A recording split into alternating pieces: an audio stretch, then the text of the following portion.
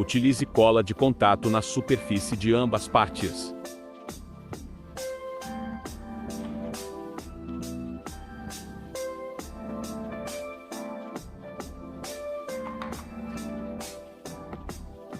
Antes, faça um pré-furo utilizando uma broca fina para servir de guia dos pregos.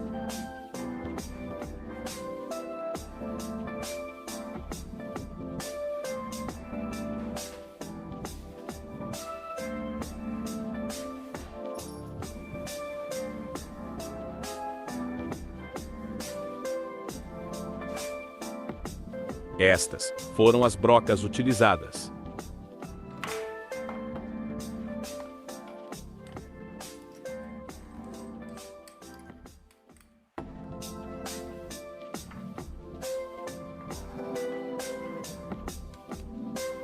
Agora faça um furo maior suficiente para esconder a cabeça do prego.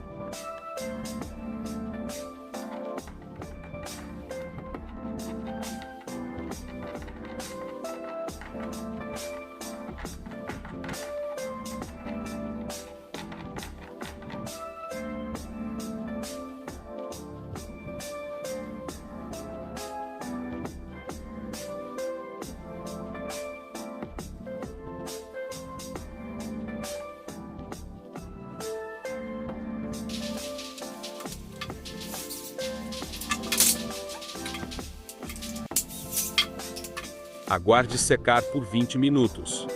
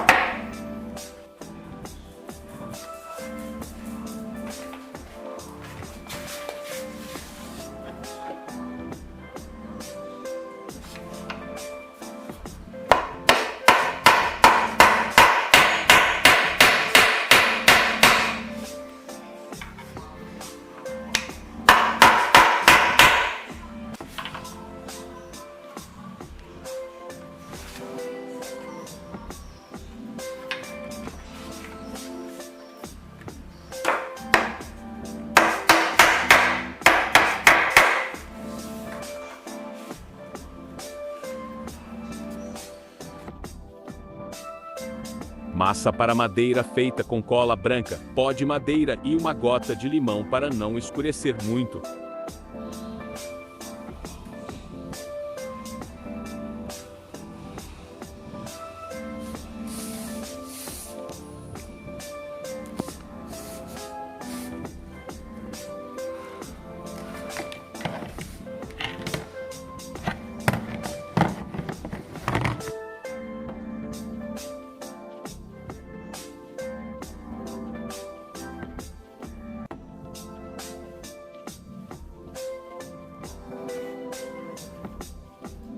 Lixar bastante.